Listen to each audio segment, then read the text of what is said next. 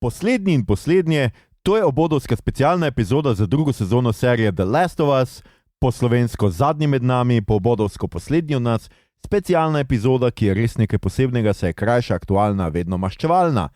Tale epizoda pokriva tretjo epizodo serije s ponedeljka, tako da preverite, če niste kakšne od prejšnjih preskočili, ker naredili smo že prvo in seveda tudi drugo.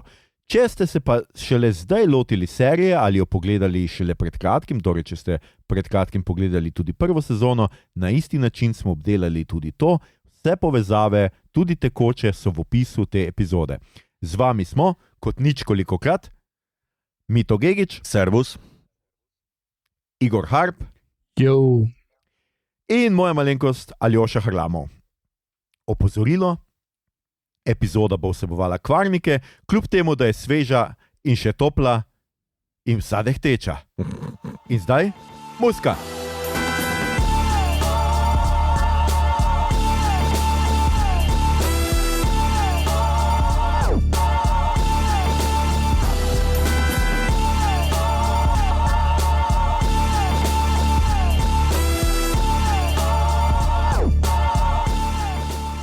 Skratka, naslov epizode, tretje epizode druge sezone je The Path, oziroma Pot.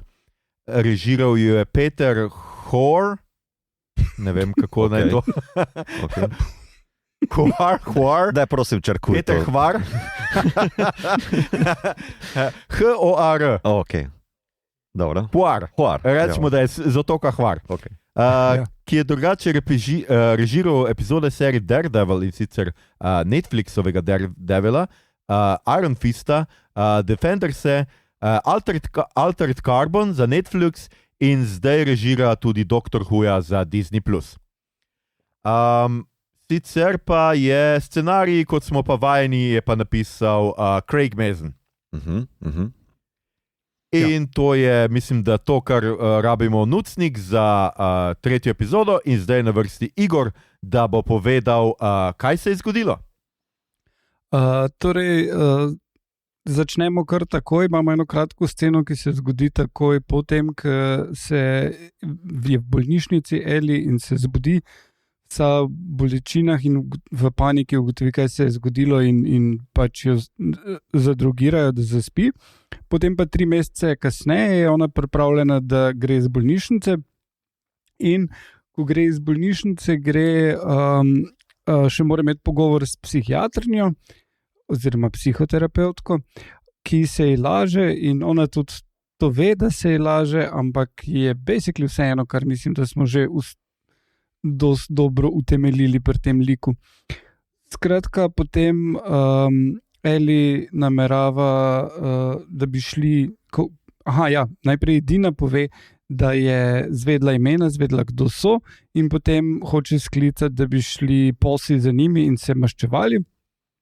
Ampak na tem mestnem svetu ne dobi podpore za to, zato z Dino sami pobegnete. In potem pridete do Seattla na koncu. Vmes pa je še scena z enimi kultom nekim, ki se jim reče, tu sem v zapiskih videl, kako se jim reče? Serafiti. Katerih pa samo vemo, da oni hočejo biti proč od ljudi in imeti neko svojo sceno čist, na kar pa pridejo volkovi in potem kasneje oni dve naletita na njihova trupla. Očitno je to bilo tik preden sta oni dve prišli tam mimo.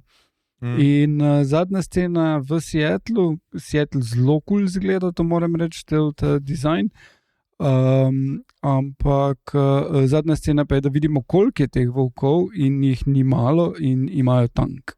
Aha. Oni dve pa Igor, torej taki grunge fansi, da tudi če je Seattle v razsulu, je tebi še vedno cool. Ja, bolj cool, mislim, bolj grunge izgleda kot takrat, ko sem bil tam. Okay. Jaz sicer nisem bil, jaz sem bil malo razočaran, ker ni ljudi v teh srajcah, kako so že. Planelastih. Vse so v Jackson. Vsi so šli tja. Tam so porabili budžet za srajce. Mogoče za začetek, preden se lotimo dalje, odgovorimo na najbolj pereče vprašanje moškosfere. Kaj zdaj gledamo? Zakaj še gledamo tole naprej, če pa najboljšega igralca, najboljšega lika, edini smisel te serije ni ga več? Ja. Strinjate se? Ne, seveda, da ne. Mislim, igra sama je dokazala, da v bistvu to sploh ni point, že druga epizoda je dokazala, da to sploh ni point, tale, tretja pa v bistvu podčrta še dodatno, da to sploh ni point.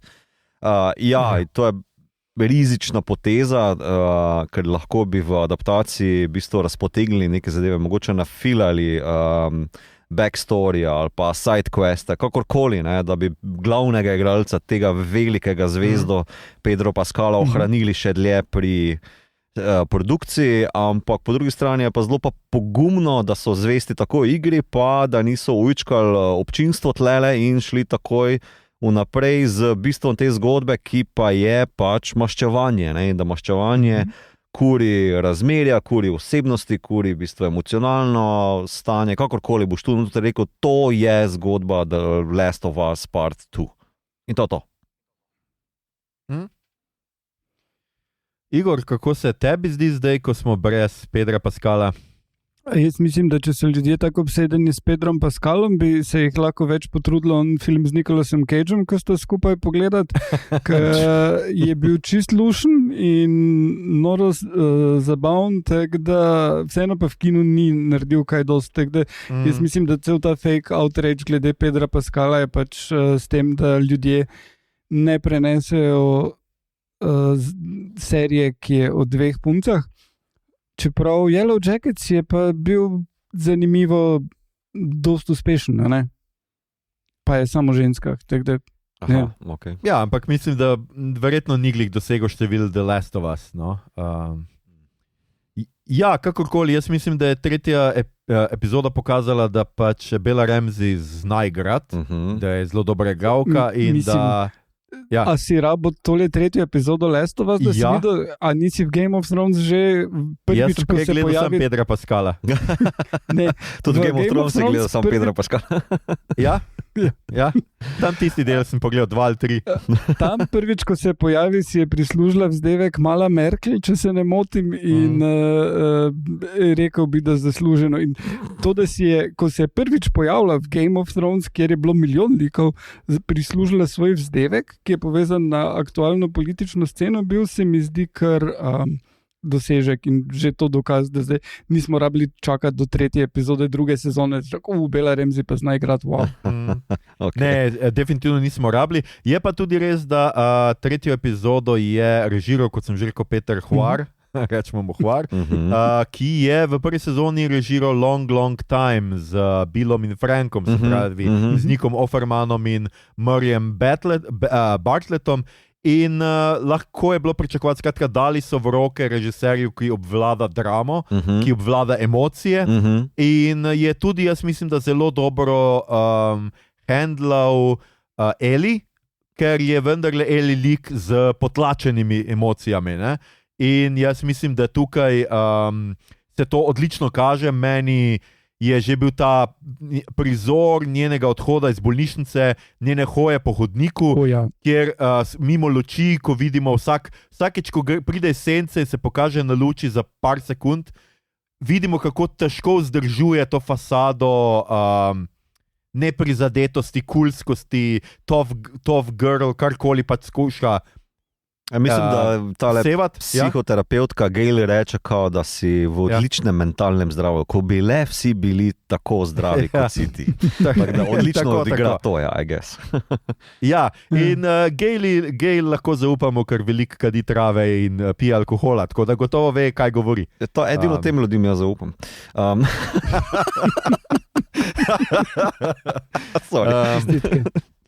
Tako da ja, jaz mislim, da imamo tu 3 zelo emocionalne scene. Prva je ta odhod z bolnišnice, potem je seveda Elin prihod v prazno hišo, kjer se razjoče ob Joelovih oblekah in na koncu obisk groba, kamor mu spusti kavna zrna. Bi človek sklepal, da po toliko letih od apokalipse so kavna zrna bistveno več vredna. Ej, Stari, na vodi sem čutil, da ne vem, zakaj to kavo noter opelo. Ne vem, mogoče sem jasnoviden ali kaj ne, ampak veš, moj odgovor na to bi bil, dec v svetu, kjer glive proizvajajo zombije, dajmo imeti okvirje verisimilitude, nekako postavljene na trdne temelje. Meni je itak logično, da ti nisi spil toliko kave kot jaz danes. Ne, podcenjujem, stari. To snemamo ob 12. zvečer. Stari, jaz se strinjam s tabo, absolutno se strinjam z Igorjem, da je kava tukaj redka dobrina. Vse to je poanta prve sezone, ker jo iščeta, pa Vigi ne bilo tega še več. Jaz mislim, da ravno zaradi tega toliko več vredno, ker ona pač vzame. Je pa res, da ona ne mara kave, ona je moj človek. Tako da ni vse en. To je res. Ne, strinjam se, kava v bistvu v kontinentalni Ameriki, ne vem koliko let po apokalipsi bi bila norost, kaj šele v zrno, mogoče neki instant department store shit, to bi imela. Ampak to je tudi point, ker Joel v prvi sezoni nekako prav objokuje zlate čase sveže kave, no, rečemo tako. Tako da meni se tudi zdela taka lepa na mestu gesta, tudi tale scena, kjer ona nekako intimno žaluje v njunem bivšem domu, no, ena taka, Tina je omenila, Brokeback Mountain scena z njegovimi oblekami. Mislim, zelo dobro posneto, taka in your face intima, ne vem, kako naj rečem, tudi posnetki so v bistvu zelo veliki približki obrazov, no? Tako da je zelo nahajpana emocija, ne? Oziroma te stanje. Tako da fajn. Jaz bi še dodal, da tisti, ki so pogrešali Pedra Pascala, prav v tej odsotnosti je on najbolj prisoten. Tako da v tej epizodi ga bil ful. Res je, Igor. Spet, vidiš, dan se sam strinjava, mi dva z Igorjem. Absolutno. Tukaj potem seveda je tudi ta prizor, kjer ona iz škatle vzame, najde njegovo uro, pa potem je noter še neka reč, ki sem jo zdaj pozabil, seveda na koncu je revolver. In tukaj so marsikateri bral sem neke kritike, ki so seveda, jaz tudi mislim, da zelo logično povezali, ne, da pač žal naša Eli ima to skupno, to, kar se tudi potem Gail in kdo že je, pač brat Tommy. Od Tommy pogovarjata o Eli, ne, da sta si tukaj skratka, zelo podobna z Joelom, da v resnici znata odgovarjati na stvari, predvsem z nasiljem, ker je tudi ona uro, jaz sicer nisem tega čistko dobesedno razumel, ampak ura je ni zanimala, tudi tista neka, ne vem kaj je bilo noter šala ali ne vem kaj, je ni zanimal je revolver, ker bo pač to njeno orodje maščevanja proti Abby, kot kasneje pove Dini, skratka s tem revolverjem bo streljila Abby. Sure. Jaz bi lahko to mogoče spustil simbolno naracijo, ne? Da imaš ura kot očetovstvo ali pa izgubljena hčerka, ne? Da je ta emocionalni level, po drugi strani pa maščevanje, revolver, nekaj, kar si oba dva tudi delita, ne? Kar je bilo izrecno rečeno v epizodi. Tako da imaš ta dva velika simbola noter. Ne? Pa ura je recimo nek simbol nadzora, ker vseeno ti urnik in čas in tako naprej, recimo, da je s tem meriš neko je neka človeška inteligencija. Ampak ta ura je pokvarjena, to je point te ure je, da je razbita. Ker v bistvu je direktna navezava, da se Joelu takrat ustavil čas, ko mu hčerka umre, jaz bi bolj s tem pokonektal. No? Potem pa imamo tale prizor, ki ga tudi seveda Igor naštel, skratka imamo prizor Elinega poskusa prepričevanja mestnega sveta, da naj krene na neko to nareče maščevalno ekspedicijo, ampak ekspedicijo, ki bo poskrbela za pravico, ki bo skratka zadovoljila pravici, ker so nekoga iz njihove skupnosti umorili in to pač morajo kot predstavniki civilizacije daleč naokrog, morajo to skratka nekako sankcionirati.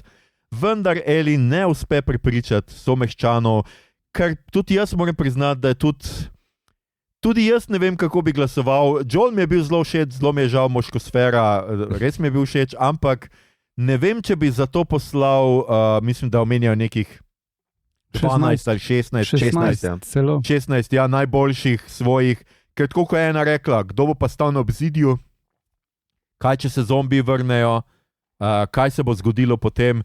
To je velika žrtev samo zato, da maščuješ človeka, ne da ga, ne vem, rešiš kot ugrabljenca, karkoli, ampak maščuješ že mrtvega človeka. Ja, pa tudi podčrtaj tega je, da Eli izgubi Joela, mesto izgubi Joela, ampak mesto je izgubilo tudi druge ljudi, ki so enako pomembni, ne, seveda. Da se nekako dober gradnik je v worldbuildingu tele serije, da ni za bistvo res tako ta ena perspektiva tako močnejša, ne, oziroma toliko bolj pomembna kot od ostalih. Ne. Pa meni se je zdela dobra komparacija z upravičevanjem, lažnivim seveda, strani Abby, ker Joel reče, ne gre se za maščevanje, gre se za pravico. Ne, kljub temu, da pod tlemi, pod površjem, v bistvu pri obeh, pri Eli in Abby, tli maščevanje. Ne. Obe dve sta pa tu očitno lažnivo v bistvu skušala upravičevati svoje nasilje z pravico. Ne. Tako da serija že tukaj na tej ravni vleče njune vzporednice. Ne. Ja. Res je. Igor? Mislim pač, niti nista dve strani iste medalje, kot temu rečemo, ampak sta ista stran iste medalje. To je to. Zdaj, koliko razumem pri igri, je pač Dina bistveno večja in je čist drug način gameplaya z Dino kot z Eli. To sem v podcastu slišal. Abby misliš? Abby in Eli, je Mason razlagal, da so prav tako zasnovali, ampak tukaj pa ni dejansko praktično nobene razlike med njima, razen da za eno navijamo, za drugo pa nam probajo razložiti, zakaj bi nam naj bilo mar, ampak v končni fazi pa hočemo, da Eli zmaga vseeno. Ja, mislim, gameplay kontrastira, igra kontrastira gameplay z njunimi različnimi fizikami, ne, da potem tudi, ko pride do njunega medsebojnega boja, ne, lahko računaš, kako se ena odzove napram druge in obratno, ne, ker si postavljen v obe perspektivi. Tako da serija ne more tega narediti, ker imaš v bistvu bolj odmaknjeno perspektivo, ne, je čisto drugačna interakcija z gledalcem, kot pa je gamerjem, ne. Tako da, meni se tudi zdi odločitev, kljub temu, da se mi zdele kritike nad Swole, Abby čist deplasirane in se mi zdijo še zdaj. Jaz bi izpostavil... Če smem samo še vmes, kar je rekel Mason, zakaj je izbral tole Caitlin za vlogo Abby, ona, ko so najprej hoteli film posnet Last of Us, je bila ona glavna kandidatka za vlogo Eli, potem pa je film vodopadel in ko so prišli do tega, da so se odločili serijo narediti, je pa bila že prestara za vlogo Eli. In so jo potem zdaj vključili, jo je pač cel cajt imel na radarju, ne glede na to, da drugače zgleda. Se mislim, Joel tudi drugače zgleda. Ja, niso vsi s poligonom sestavljeni. Nekako se vam pa zdi... To, da je obran skočil tale nestrpnež iz prve epizode? Seth, ja. Ja, meni se je zdelo zanimivo, ker sem bral neke kritike, ker se mi je to zdelo, oziroma ne toliko za lase privlečeno, bolj se mi je zdelo, da to zdaj upraviči njegovo homofobijo iz prejšnjega dela, kar se meni zdi res tako zanimiva oziroma za lase privlečena interpretacija. Meni se v resnici zdi, da on deluje čisto konsistentno z nekimi svojimi vrednotami. Ponovadi, mislim, zdaj seveda malo stereotipiziram, ampak recimo, da so ljudje, ki so homofobi, so ponovadi tudi za tradicionalne vrednote, družino, tradicionalno moškost, ne? In v neki tradicionalni moškici je, ne biti jokica, gremo, dajmo pokažemo tem prascem, kaj so nam naredili, vdrli so k nam, nekoga ubili, ne biti zdaj neki tuhtati, kaj bomo naredili, a bi naredili ali ne bi naredili, ne. Darmo po mizi gremo. Meni se to zdi čisto v skladu z nekimi tradicionalnimi moškimi vrednotami. Meni se pa zdelo, da je zanimivo, da ne moreš v bistvu zaradi, sicer glupega in čist deplasiranega homofobnega izpada človeka zetiketira tako na grobo, kot bi ga pa lahko, seveda, in bi bilo čisto upravičeno. Ne? Da pač kaj je identiteta bistveno bolj kompleksna stvar, kot samo homofob je kreten, čao. Ne? Da ga v bistvu opelje tudi z drugimi plastmi, tudi Eli se v bistvu kao ni zgolj maščevalna furija, ne? Ima bistveno več plasti, tako kot Joel in vsi ostali liki v tele kompleksni dramski seriji. Tako da meni se zdelo v bistvu, zanimiva kompleksna varianta oziroma kombinacija noter, ki so jo dali. Tako da jaz sem pozdravljal ta odločitev. Ja. Kako se vam se pa zdeli Serafiti? Tukaj pa jaz priznam, da sem se strinjal z nekaterimi, ki so pravi, malo je bilo nenavadno to, da smo za 5 minut gledali neko skupino ljudi, ki je potem čez 10 minut jo najdemo mrtvo za vogalom. Bilo je premalo, da bi vzpostavilo neko emocionalno vez ali pa neko vzročno-posledično vez, kakorkoli že. Je pa res, da mogoče drugače ne bi mogli nam, ki nismo igrali igre, razložiti, kdo so ti ljudje, če bi jih samo mrtve našli. Ker zdaj, ko smo jih videli, imajo tle neke posebne brazgotine, zgledajo kot zašit Joker, no. Skratka, so neka verska ločina, ki verjame v neko prerokinjo, ki je očitno napovedala nek boljše čase ali kakorkoli že. Tako da jaz mislim, da brez tega, če ne bi imeli teh 5 minut, da smo jih videli v nekem pogovoru kot starš ali karkoli je pač bil oni mali deklici razlaga, kaj oni verjamejo pa kdo so, ne bi vedeli kdo so in domnevam, da pač v naslednjih delih bomo dosti več zvedeli še o njih, pa dosti več. In tudi ta, zanimivo mi je, ker pač tudi oni dve takoj postavita to povezavo, pobili so jih Wolfovci, kratka Washingtonska osvobodilna fronta, ampak glede na to, da tega nismo videli, bom jaz ostal skeptičen, da je to čist res. Okay. Ali pa bomo to mogoče videli v naslednji epizodi v nekem Abinem flashbacku. Mislim, se tudi oni sami rečejo, volkovi prihajajo. Pa tudi trailer za 4. epizodo malo postavi konflikt med Wolfovci pa Skarsi oziroma Serafiti bolj jasno. Ja, če smem komentirati? Ja, seveda. Ja, da ne bi smisel, če Igor če kaj povedati. Ne, mislim, oni imajo celo idejo, da bi radi bili bek od sveta, koliko smo zdaj izvedeli o njih, ne? Kar se mi zdi zelo taka mormonska ideja, prva faza, ker v prvi fazi so mormoni tudi samo hoteli biti bek od ostalih, pol pa so začeli hoditi, trkati vsem na vrata, tako da si predstavljam, da so te Wolfovcem dopizdili, ker pač so prihajali trkati in razlagati o prerokinji. Ja, jaz vidim ta scena z prikazom teh serafitov, da ima dvojno funkcijo. Eno je, da v bistvu serija pokazala nekaj, kar igre ne naredi tako dobro, da si vzame čas za njih, da je pokaže v bolj humani luči kot prvo. Razumem, da mogoče koga to razpizlo, ampak v bistvu z njimi preživiš precejšen del časa v gameu, in da pokaže neke moduse preživetja.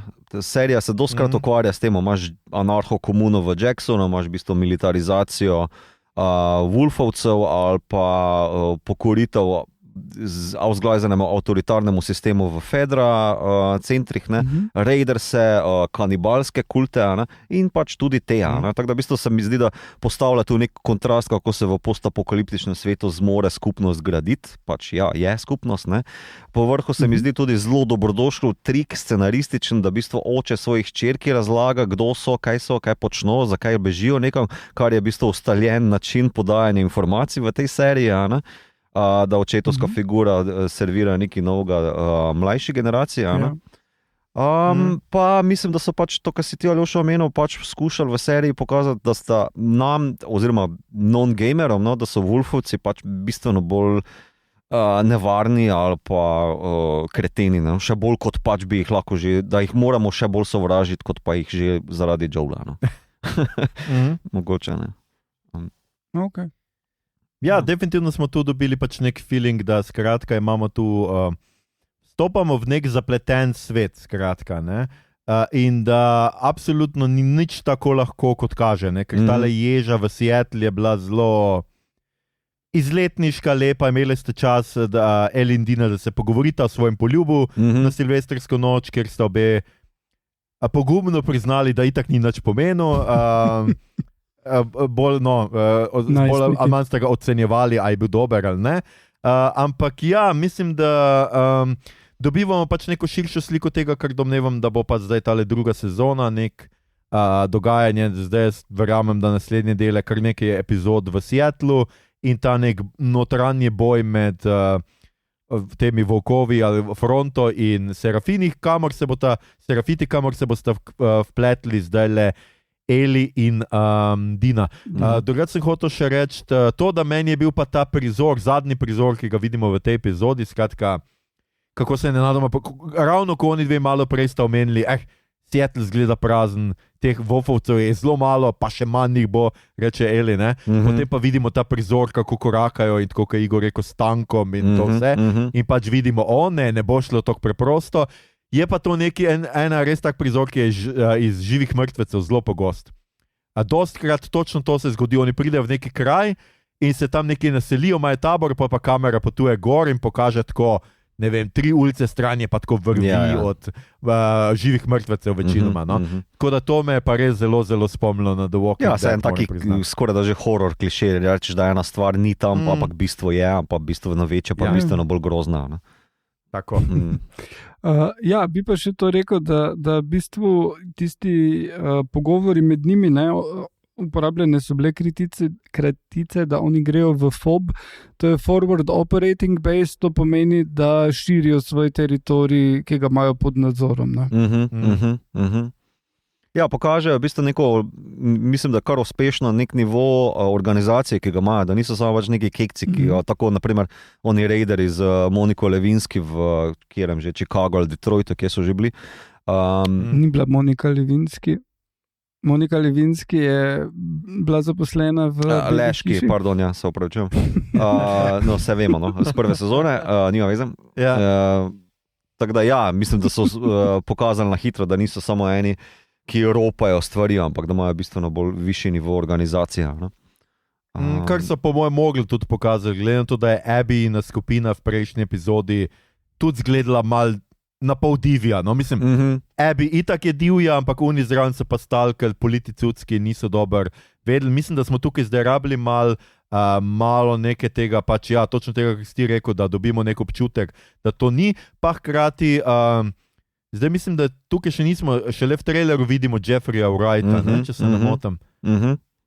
Skratka, v traileru za naslednjo epizodo pa že vidimo Jeffreya Wrighta, ki ne bi bil pač eden od vodij teh volkov, tako da se ga zelo veselim, ker mislim, da je tudi on eden vedno fajn dodatek v vsaki seriji, v kateri je se do zdaj pojavil. Ja, pa dejansko igra isti lik kot v gameu, ki mu je glas posodil, no? Aha, je tam on. Okay. Ja. Me pa zanima, če že gremo malo na projekcije, za trailer sem videl, pa vem, da sicer ne bo nič odgovoril ali pa ponudil to, kar bi me zanimalo zdaj na tej točki, ker ene spremembe so napram igre, pa mislim, da zdaj že lahko to omenim, ne, da ker deluje, kot da Tommy ne bo šel na svojo maščevalno pot, ker njega v igri je Tommy, ne Dina, tisti, ki je v tej kolibi, ko Joela ubijajo. Ne?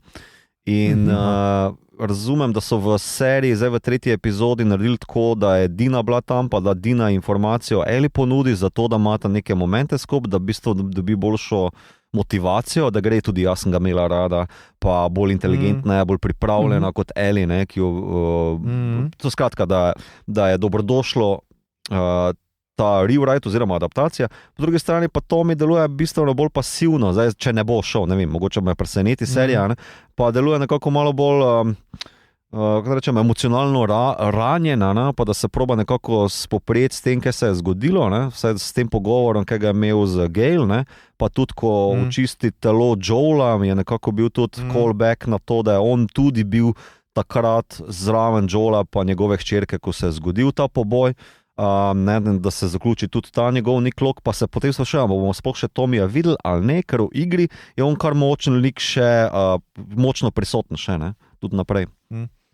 Ja, jaz gledam to, kako so nastavili in njega in Jessija, posebej pa, da imata Jesse in Dina neko razmerje. Pričakujem bolj Jessija, da bi prišel za njima. Definitivno sem presenečen, še nisem, ker domnevam, da tako, kot sem rekel, da se bo zdaj vse dogajanje naslednjih epizod preselilo Seattle, tako da domnevam, da bo kdo prišel za njima jo iskat. Ampak jaz bi prej rekel, da bo to Jesse. No, mogoče bo Tommy zraven, ampak prej bi rekel, da Jesse ravno zaradi Dine in zaradi tega te povezave, pač ljubezenske romantike, karkoli pač ima. Ja, pa tudi ne nazadnje on trenira Eli. Ampak jaz vseeno mislim, da bosta oba. Ja, mislim, po mojem bosta oba prišla in se upletla in na koncu bo ta one dve njiju rešile po možnosti ali pa kaj takega, ampak ja, definitivno vidim Jessija, da ga niso nastavljali za brez veze. Okay. Ja, se bo pa v naslednji epizodi, kot smo videli po trailerju, tudi nekaj zapletlo med Eli in Dino, ne? Ker Dina uperi pištolo v Eli. Je pa pol vprašanje, jaz mislim, da bo to kvečemo kakšna stvar, ker bo Dina hotla nazaj in prisiliti Eli, da gresta nazaj, kot pa karkoli drugo. Ne, jaz pa mislim, da je Dina takrat po moja prvič zve, da je Eli imuna, ne? Da jo bo, ne vem, zopet en čausno ali pa kva, pa bo ono, what the fuck, jaz te moram zafentati, pa bo, ne vem, jaz mislim, da bo kaj tazga. No? Aha, seveda, vidiš, to sem pa pozabil, super, dobra interpretacija, ja. Glede na to, da smo že videli, da Eli zaenkrat to skriva pred vsemi, pa tudi, jaz edino, viš, to pa sem v prejšnji epizodi pozabil, Abby ni vedela, zakaj so Eli imeli v uni ambulanti oziroma karkoli so imeli, ker ona niti je ne pogleda, ko je ima, čeprav je ona tisto, kar je njen foter hotel, se pravi neka, kako se že demre, pacient X ali karkoli je že tistki, ja. Ne, jaz mislim, da ne ve, ker tudi ene kritike so bile, oziroma take hitre, logične izpeljanke, zakaj Joel vsega ne strosi tamle ven Abby, da bi se v bistvu zagovarjal, da je imel grozne odločitve na voljo, ampak on je po mojem to skrivnost v grob potegnil. Ja, jaz mislim, da tudi oni tam niso bili čisto, pač Fireflies niso bili čist cool s tem, da morajo enega otroka zdaj ubiti in probati iz njenih možganov dobiti zdravilo in da to najverjetneje itak ne bo delovalo in so to pač držali med tistimi, ki pač so nekako need to know in definitivno ne poveš hčerki, ja, danes pa grem eni mladi punci možgane vam vtrgati. Upam, da bo kaj koristi iz tega. Ja, najbrž imaš prav, po moje je ta interpretacija kar pravilna. Ok, a smo povedali vse o tej epizodi? Torej, kaj pa komentirate trailer, tale enominutni, še mislim, smo. Jaz ga nisem dejansko pogledal. Ja, ti še nisi. Ja, jaz mislim, da pač neka akcija bo definitivno se začela v naslednjem delu, pa Jeffreya Wrighta bomo videli, pa tole, tako kot si ti rekel, jaz mislim, da imaš ti bolj prav, ja, tale Dina, Eli bo po moje prej tole, ja. Ja, pa tudi jaz mislim, da mogoče bo bolj koncentrirano na minutažo z Jeffreyem, ker se mi zdi, da ga nastavljajo kot glavnega antagonista tele sezone, da bo ta ker mislim, da ga na začetku v traileru čisto malo vidimo v uniformi Fedre, tako da mogoče bo nek flashback nazaj, kako je v bistvu sploh prišlo do razvoja teh Wolfekov, kar bi bilo tudi dobrodošlo, da se nasploh malo Seattle v bistvu vidi, pa kakšna je scena tam. Pa ful je neka horda v podzemlju teh zopet glivo zombijev, ne vem pa sicer, kjera scena je to, ampak mislim, to v Seattlu zgraditi neko bazo med tako epidemijo je precej insane, zato ker Seattle je ful znan potem, koliko mesta je pod zemljo, zato ker se je ful pogreznilo, ker je bil pač močvirje tam in ko so zgradili stvari, so se pogreznile in potem so pač bajte se pa niso zrušile, ampak so pač tisto, kar je bilo prej pač prvo nadstropje, oziroma pritličje, pa prvo nadstropje je zdaj klet, prva in druga klet. In to so pač cele povezave, cele avenije so pod zemljo, ker so pol pač dosipavali in je prehodno tudi v onem filmu, kaj že Malignant, je bilo dosti tega, ko hodijo po tistem podzemlju. Tako da se mi zdi, da če imaš neko ful ogromno podzemlje, mogoče ni to mesto, kjer bi hotel ti za neko bazo imeti. Takoma ni daleč, Portland ni daleč, čist vredo mesta. Okay. Dobro, pa glej, zibelka Granja je vseeno Seattle, no. Ja. Pa tudi grob, Tako da pa tudi grob Granja. Se pravi, preden vaju odslovim. Igor, še ti? Kot obljubljeno, zadnjič bom iz Zombie Survival Guide bral, ne? In ne bral, malo bom povedal. Torej, tukaj je recimo poglavje o tem, katero v apokalipsi, katero prevozno sredstvo vzameš in razdela, kak so različni avti slabi in da motor je super, ker lahko ful hitro pobegneš, ampak pri motorjih je problem v tem, da večina ljudi umre v nesrečah, ker pač preveč divjajo. Konj je fajn, samo moraš skrbeti za njega. In potem pač pride na koncu do tega, da kolo je razred zase in da ponuja vse najboljše možnosti in hkrati ga lahko, je edino prevozno sredstvo, ki ga lahko zgrabiš in neseš, če prideš do terena, ki ni prevozno. In priporoča gorsko kolo bolj kot specialko, pa da kljub temu uporabljati čelado in previdno voziti, ker če si nogo zlomiš, tudi s kolesom ne boš daleč prišel. Tako da to je to. Okay. Veste kaj? Cool, Kolesa. To se je sicer slišalo kot reklama za Hervis, ampak ja, I get it. Ja. Eli in Dina sicer uporabljata konja, no? In tudi zelo lep konje, no? Koliko se spoznam na konje, ne vem, ampak gled. Jaz pa preden nas odslovim, imam samo še ključno vprašanje te epizode za vaju. Fleetwood Mac ali Frank Zappa? Sorry, I gotta go with Fleetwood. Jaz pa, če smo že pri F, bi rekel Franz Ferdinand, ker... Pa dobro, Franz Ferdinand, takrat ni bilo, pa to je Amerika, no? Ja. Igor, ne kompliciraj. Glih takrat so vam prišli, ko je bil konc sveta. Ful so bili hit, imeli so celo komad Eleanor Put Your Boots On, tako da Eli bi sicer bil všeč. Okay. Dobro. Jaz mislim, da Eli ne, Dini prej, ker ona ni hotela obut Boots On. True. Ja. Ok, skratka, tudi jaz sem Fleetwood Mac, no, če smo že pri tem. Skratka, kakšni pa so bili kaj vaši vtisi? Povejte nam, pridite nam povedati to na Discord, lahko poveste napišete na Facebooku, na Instagramu, Blue Skyju, če ne gre drugače tudi na X-u, ali pa nas ne govorite med glasovanjem za novega papeža. In če boste preživeli do takrat, se poslušamo znova naslednji teden. Pa. Čau. Čau.